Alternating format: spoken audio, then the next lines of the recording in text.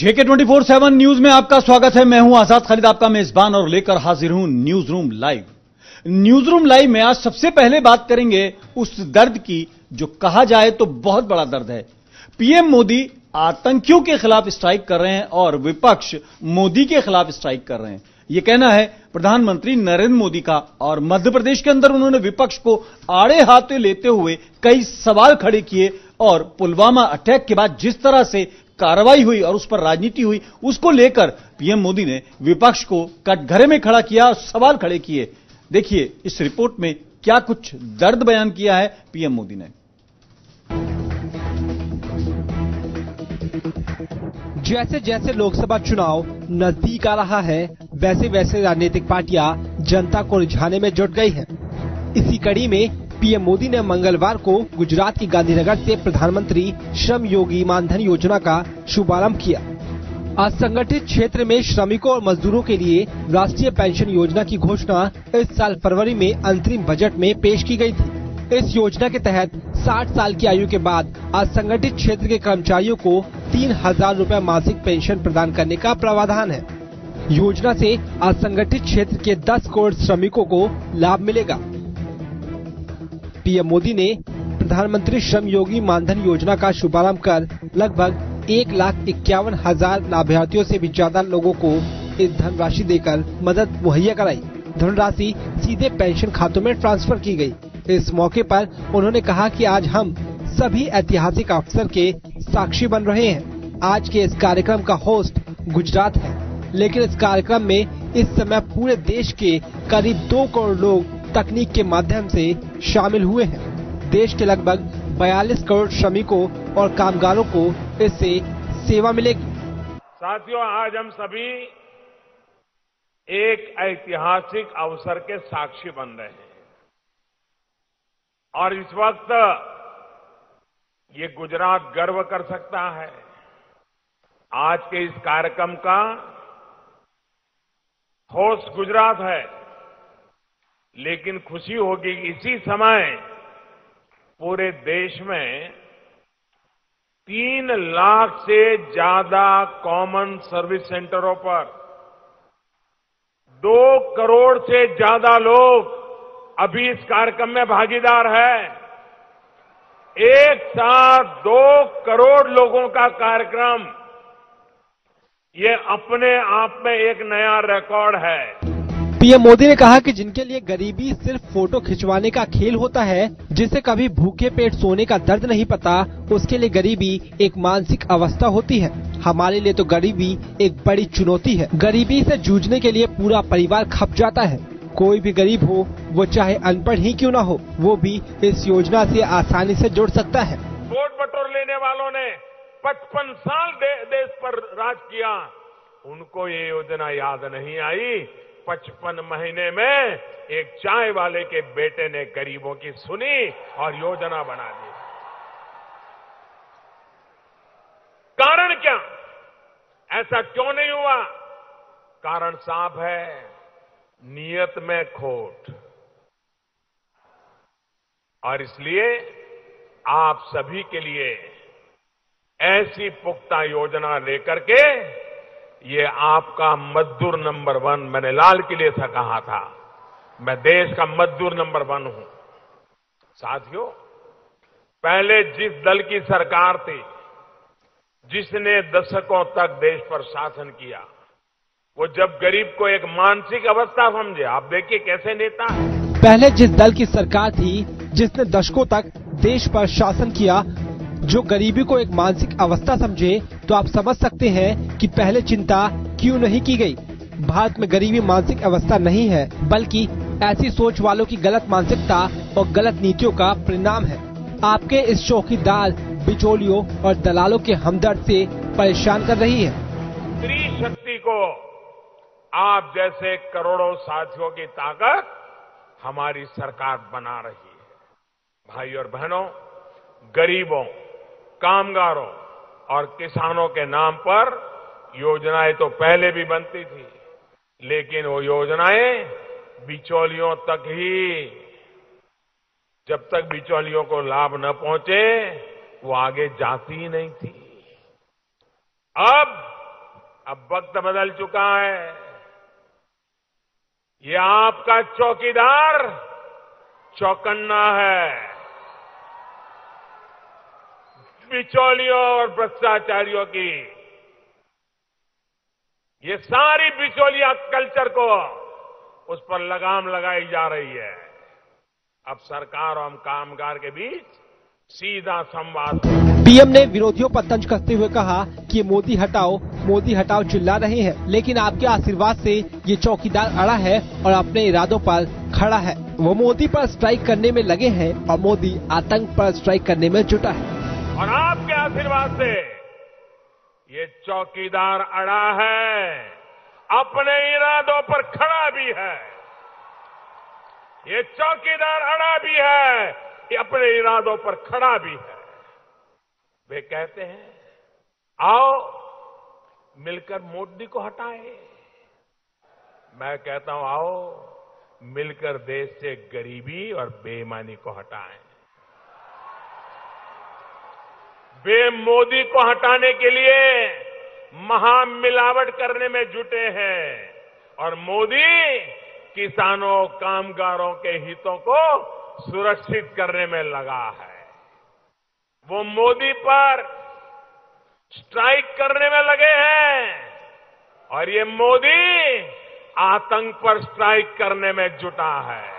प्रधानमंत्री श्रम योगी मानधन योजना के चलते सरकार ने पेंशन का लाभ उठाने वाले लोगों के लिए कुछ शर्तें भी रखी है।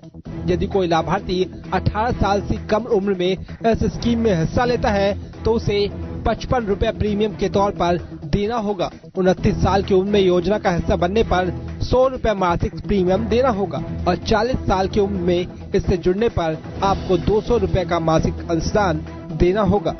JK 24/7 न्यूज के लिए ब्यूरो रिपोर्ट।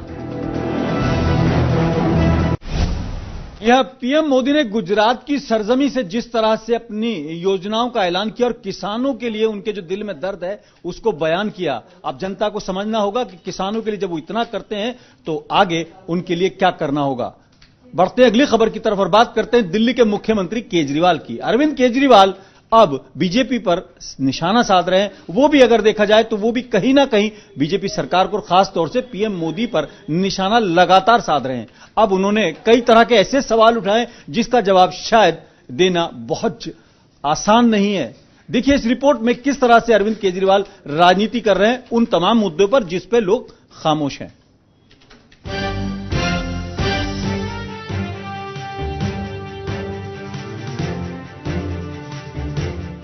लोकसभा चुनाव नजदीक है, ऐसे में सभी राजनीतिक पार्टियां चुनाव प्रचार में जुट गई हैं। और यही कारण है कि पार्टियां एक दूसरे पर आरोप प्रत्यारोप लगाकर जमकर निशाना साध रही है। वहीं दिल्ली की बात करें तो मुख्यमंत्री अरविंद केजरीवाल लोकसभा चुनाव से पहले पीएम मोदी पर हमलावर है। उत्तरी पूर्वी दिल्ली के बुराड़ी इलाके में सोमवार को चौपाल का उद्घाटन करने पहुंचे केजरीवाल ने दिल्ली को पूर्ण राज्य की मांग करते हुए अपना दर्द बयां किया। उन्होंने कहा कि पीएम किसी से नहीं मिलते, मैं 4 साल से टाइम मांग रहा हूं, मुझसे भी नहीं मिले। घर में चोरी हो जाए तो दिल्ली के लोग कहां जाए, ये सवाल करते हुए पीएम पर तंज कसा और कहा कि पीएम से पाकिस्तान तो संभलता नहीं, दिल्ली को क्या संभालेंगे। अरविंद केजरीवाल ने कहा कि यदि दिल्ली को पूर्ण राज्य का दर्जा मिल जाए तो पुलिस अधिकारी, विधायकों और आम लोगों की बात सुनेंगे। उन्होंने दिल्ली के विकास के लिए केंद्र पर बाधाएं उत्पन्न करने का आरोप लगाया है। मैं आपसे पूछना चाहता हूं, पुलिस सुनती है आपकी? पुलिस सुनती है आपकी? क्यों नहीं सुनती पुलिस? जब पुलिस नहीं सुनती आप कहां जाते हो? आप अपने विधायक के पास आते हो। आपने इसी को तो चुना था, इसी को वोट देकर चुना था, आप इसके पास आते हो। ये बेचारा कुछ कर नहीं सकता, क्यों पुलिस इसके अंडर में नहीं आती? फिर आप मेरे पास आते हो, मुख्यमंत्री के पास जाते हो, मैं कुछ कर नहीं सकता, क्यों पुलिस मेरे अंडर नहीं आती? तो पुलिस किसके अंडर आती है?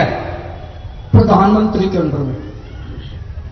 प्रधानमंत्री के अंडर में। प्रधानमंत्री किसी से मिलता नहीं है, मिल ही नहीं सकता प्रधानमंत्री। 4 साल से तो मैं टाइम मांग रहा हूं, मेरे को भी टाइम नहीं दिया प्रधानमंत्री ने। अगर आपके घर में कोई गलत काम हो जाए तो दिल्ली वाला कहां जाएगा, किसके पास जाएगा? सोचने वाली बात है। हमारे दिल्ली वाले किसके पास जाएं? दिल्ली पूर्ण राज्य बनेगा, दिल्ली पुलिस सीधे आपके मुख्यमंत्री के अंडर में आएगी, आपके विधायक के अंडर में आएगी, दिल्ली पुलिस को आपकी सुननी पड़ेगी। दिल्ली पुलिस। अरविंद केजरीवाल ने दावा किया है कि केंद्र सरकार से मंजूरी पाने के बाद उन्हें कई चरणों में कई बाधाओं का सामना करना पड़ा। मुख्यमंत्री ने दावा यह भी किया कि दिल्ली के लोग 1 लाख करोड़ रुपए की आयकर देते हैं और केंद्र सरकार 325 करोड़ प्राप्त होते हैं। केजरीवाल ने कहा, पहले तो हमें अंग्रेजों ने लूटा और अब केंद्र सरकार हमें लूट रही है।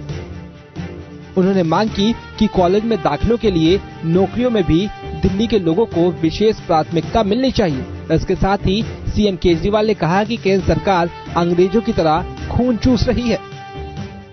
70 साल में सारे पूरे राज्य हो गए, तमिलनाडु पूरा राज्य हो गया, केरला पूरा राज्य हो गया, महाराष्ट्र पूरा राज्य हो गया, उड़ीसा पूरा राज्य हो गया, असम पूरा राज्य हो गया, गोवा पूरा राज्य। दिल्ली आधा राज्य क्यों है भाई? हमारे में क्या कमी है? बताओ जी, हमारे में क्या कमी है? दिल्ली वालों में क्या कमी है? आधा राज्य दिल्ली, आधा राज्य क्यों है भाई? आधा राज्य 70 साल से इन्होंने खून चूस लिया दिल्ली वालों का। इतना तो अंग्रेजों ने नहीं शोषण करा था जितना इन्होंने कर दिया।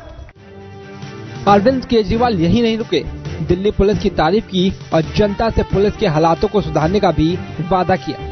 उन्होंने कहा कि दिल्ली पुलिस के कर्मचारी बहुत अच्छे हैं। केजरीवाल ने दावा करते हुए कहा कि जैसे सरकारी स्कूलों और सरकारी अस्पताल ठीक हैं, वैसे ही दिल्ली पुलिस को भी वे ठीक करेंगे। दिल्ली पूर्ण राज्य बनते ही ऐसे कानून लाएंगे कि जब रात को 11 बजे बहू बेटियां घर से बाहर निकलेंगी तो किसी की भी आंख उठाने का देखने की हिम्मत नहीं होगी। जैसे सरकारी स्कूल ठीक कर दिए, सरकारी स्कूलों में वही टीचर, वो प्रिंसिपल, वही अफसर, हमने तो कुछ नहीं बदला और सारे सरकारी स्कूल ठीक हो गए। सरकारी अस्पताल ठीक कर दिए, वही डॉक्टर, वही नर्सें, वही अफसर, हमने तो कुछ नहीं बदला, सारे सरकारी अस्पताल ठीक हो गए। दिल्ली पूर्ण राज्य बनेगा, वही दिल्ली पुलिस वाले, दिल्ली पुलिस वाले खराब नहीं है, दिल्ली पुलिस को ठीक कर देंगे दोस्तों। कानून व्यवस्था को दिल्ली में ऐसा बना देंगे, आपकी बेटी रात को 11 बजे भी अगर घर से बाहर निकलेगी, किसी की जरूरत नहीं होगी आपकी बेटी की तरफ आंख उठा के देखने की। आम आदमी पार्टी ने लोकसभा चुनाव से पहले दिल्ली को अधूरा राज्य बताते हुए कई सवाल खड़े कर दिए हैं। पूर्ण राज्य की मांग को लेकर अरविंद केजरीवाल 1 माह से अनिश्चितकाल उपवास करने वाले थे। हालांकि उन्होंने एयर स्ट्राइक के बाद उपवास स्थगित कर दिया। फिलहाल अपनी जनसभाओं से आम आदमी पार्टी के उम्मीदवार और अरविंद केजरीवाल पूर्ण राज्य की मांग जनता के सामने उठाते हुए वोट मांगते नजर आ रहे हैं। लेकिन अब देखने वाली बात यह है कि लोकसभा चुनाव में जनता किसको अपना हितैषी मानती है और किसको अपना दुश्मन। JK 24/7 न्यूज के लिए ब्यूरो रिपोर्ट।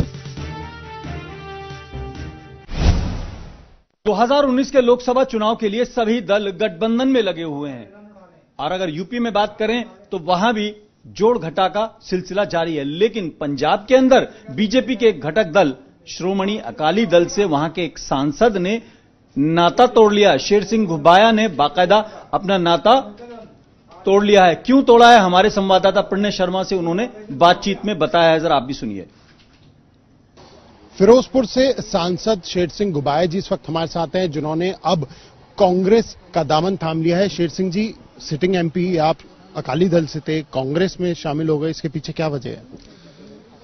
कल मैंने पार्टी से रिजाइन दे दिया था, तो पार्टी ने भी काफी लंबे समय से मेरे साथ जो रिश्ता नाता दूरी बनाई हुई थी, तो कल फैसला किया है कि इसको छोड़ दिया। उन्होंने भी बोल दिया कि हमने पहले से निकाल दिया हुआ है, तो इसकी वजह से फिर हमने, क्योंकि आने वाला इलेक्शन नजदीक है, हमने ये देखना है कि कई से कई इलेक्शन लड़ेंगे।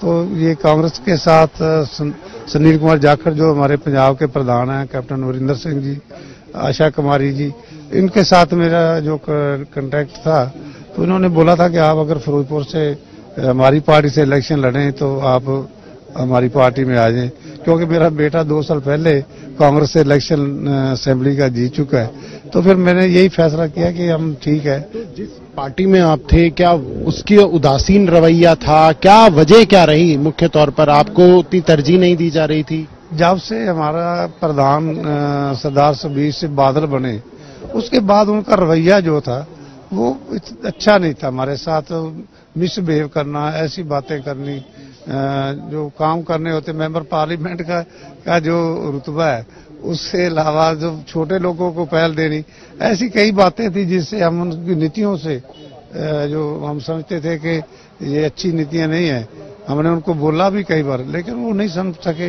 हमें निकालने के लिए उन्होंने जोर लगाते रहे, तो हम आखिर हमने जाना ही था। आज आपकी मुलाकात हुई राहुल गांधी से, क्या कुछ उस बैठक में रहा, क्या कुछ बातचीत रही? राहुल जी से पहले भी मिले हैं, पार्लियामेंट में भी हम 1-2 बार मिले हैं। बेटे को जब टिकट मिली है उस वक्त भी मिले थे। तो उनका मुझे इनकी नीतियां, उनका बोलने का और मिलने का जो स्वभाव है वो हमें बहुत अच्छा लगा। तो इसलिए हम वैसे भी पार्टी में कहीं ना कहीं से इलेक्शन लड़ना था, तो इसलिए हमने इसको फैसला किया कि कांग्रेस से ही इलेक्शन लड़ा जाए, क्योंकि हमारा बाप बेटे का भी रिश्ता जो आप समझते हैं कि अलग नहीं हो सकते, तो एक ही पार्टी में हम आ गए। ये थे शेर सिंह गुबाया जी, जिन्होंने अब कांग्रेस का दामन थाम लिया है। देखने वाली बात यही होगी कि 2019 के चुनाव में आखिर इनके लिए ये फैसला कितना फायदेमंद साबित होता है। कैमरा पर्सन विजय ठाकुर के साथ प्रणय शर्मा, J24/7 न्यूज, दिल्ली। और अब बात उत्तर प्रदेश की। उत्तर प्रदेश की जनता और विपक्ष कई बार यह आरोप लगाती है कि उत्तर प्रदेश में उनकी सुनी नहीं जा रही है, और गायों को लेकर ज्यादा गंभीर है सरकार, क्योंकि पुलिस वाले वर्दी में गाय पकड़ते नजर आते हैं, लेकिन आम जनता परेशान है। लेकिन योगी आदित्यनाथ ने इसका हल निकालते हुए गोरखपुर के अंदर बाकायदा एक जनता दरबार लगाया, लोगों की समस्याएं भी सुनी और उनका निदान भी तुरंत कर दिया है। जरा देखिए इस रिपोर्ट में।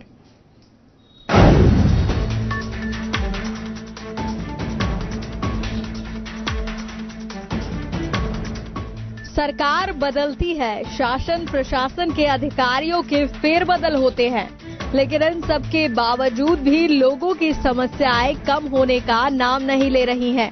मुख्यमंत्री योगी आदित्यनाथ भले ही जनता की समस्याओं को लेकर काफी गंभीर हो, लेकिन कुछ अधिकारियों और कर्मचारियों की वजह से लोगों को न्याय नहीं मिल पा रहा है। यही कारण है कि लोग न्याय की गुहार लगाने के लिए दर दर की ठोकरें खाने को मजबूर होते हैं, लेकिन उनके सुनने वाला कोई नहीं है। यहाँ तक कि वो प्रदेश के मुखिया से भी मिलते हैं और मुखिया भी संबंधित अधिकारियों को निर्देश देते हैं, फिर भी उनकी समस्याएं जस की तस बनी रहती हैं।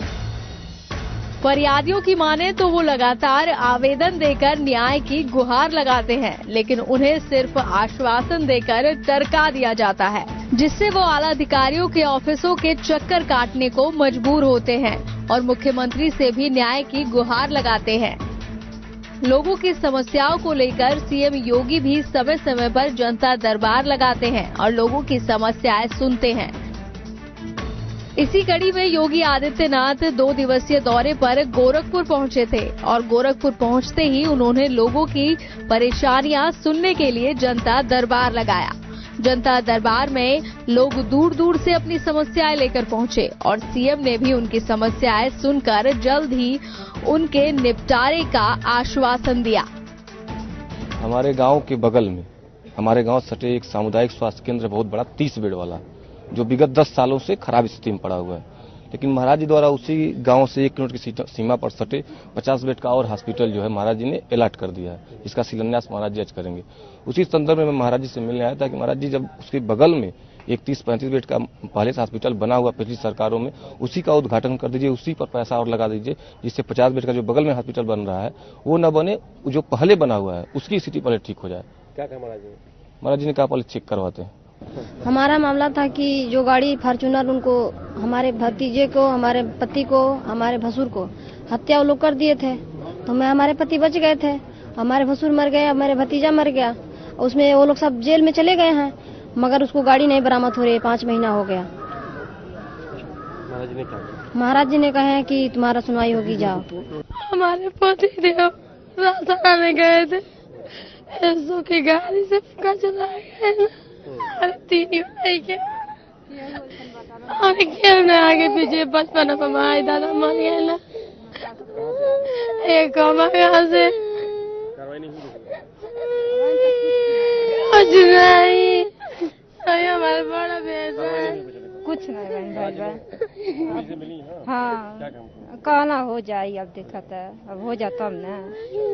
हाँ अभी अब कहा है कि खातिर लड़कन के लेके आईली है कहली मानते कुछ जब घरों ना बा जमीनियों ना बा, अरे कमात रहना अपन खिजावत रहना है तो कुछ बटलो ना बा, तेज कहली भाई कुछ दल मदद कर भाई, नौकरिया पा कुछ तो करा। हमारे गांव की सड़क जो है 8 सालों से टूटी हुई है। वहाँ पे स्थानीय सांसद विधायक सभी लोगों से कह के जिलाधिकारी के यहाँ पेपर में कई बार निकला, हमेशा निकलता है, आज तक हमेशा आश्वासन मिलता है कि फला कार्य योजना में नाम पड़ रहा है, फला कार्य योजना में नाम पड़ रहा है, आज तक रोड बनी नहीं। 8 साल हो गए। अब जी उनसे दूसरी बार मिलने आया था। हमने जो है जनवरी 2018 में मुख्यमंत्री जी के पास हम आए और तमाम गरीबों को, अंबेडकर नगर के तमाम गरीब ऐसे थे जिनका प्रधानमंत्री आवास हेतु जो है उनका नाम छूट गया था। माननीय मुख्यमंत्री जी ने तुरंत आदेश किया, हर जगह लागू हो गया। हमने सर्वे करवाए 604 का, हमने सूची भिजवाई, जिलाधिकारी महोदय ने 211 का पास करके दे दिया है।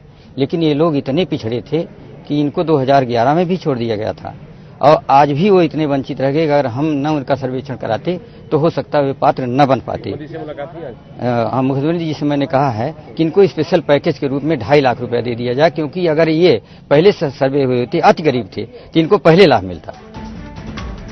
योगी सरकार जनता की समस्याओं को लेकर काफी गंभीर हो और वो थाने, तहसील, जिला स्तर पर जन सुनवाई कर जनता की समस्याएं निपटारे करने के सख्त निर्देश दे रहे हों और पोर्टल भी लॉन्च किए हों, लेकिन इन सब के बावजूद भी लोगों की समस्याएं हल नहीं हो पा रही हैं।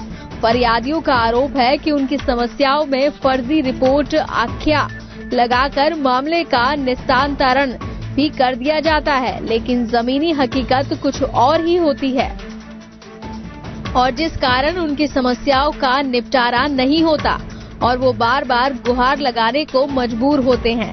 फिलहाल ये तो साफ है कि अगर लोगों की समस्याएं थाना, तहसील, जिला स्तर के अधिकारी और नेता सुने और उनका हल कर दे तो वो मुख्यमंत्री से क्यों मिले। और सूबे के मुखिया के जनता दरबार में लगी भीड़ से भी ये सवाल खड़ा होता है कि उनके अफसर उनके निर्देशों को कितना गंभीरता से लेते हैं। फिलहाल ये तो आने वाला वक्त ही बताएगा कि सीएम के आदेशों को अफसर कितना अमल करते हैं और जनता की समस्याएं हल करके मुख्यमंत्री की जनता दरबार की भीड़ कम कर सकते हैं या नहीं। JK 24/7 न्यूज के लिए ब्यूरो रिपोर्ट। लगे हाथ तो एक बार फिर बात कर लेते हैं उत्तर प्रदेश की। अपराधी जो हैं अब हथियार लेकर, अवैध हथियार लेकर सड़कों पर घूम रहे हैं। अगर पुलिस चेकिंग भी करती है तो दुस्साहस देखिए, पुलिस पर ही फायरिंग कर दी जाती है। मामला लखनऊ का है, पुलिस वाला घायल है। यह अलग बात है कि वर्दी की लाज रखते हुए बहादुर सिपाही ने अपनी जान पर खेलकर उसको गिरफ्तार कर लिया। खबर देखिए।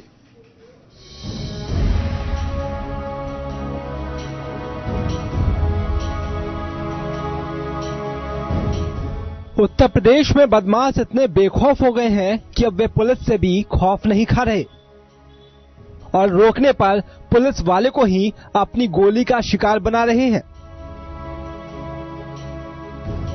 मामला राजधानी के नाका क्षेत्र का है, जहां बाइक सवार बदमाशों ने सिपाही अजीत सिंह को गोली मार दी।